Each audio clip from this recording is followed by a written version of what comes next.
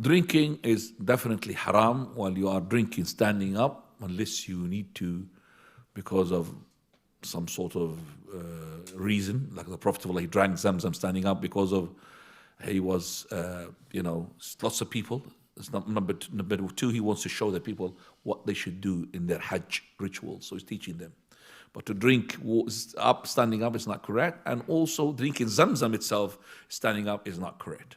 As for the food, we have from Anas, the one who was narrating the hadith of the drinking to be haram. He also was asked about the food. He said even it's worse, more evil to eat. But we have companions. They were eating while they were walking with the Prophet of Allah. So combining these two, we say to eat standing up is still haram, but to eat while you are walking, if you need to do so like the companions did, no problem. But not drinking.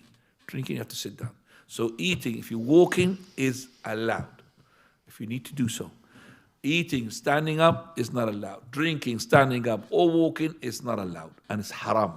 Yes, it's haram because the Prophet of Allah commanded him to go and vomit to that person. Throw up, he said to him. Take it out. You want the shaitan to drink with you?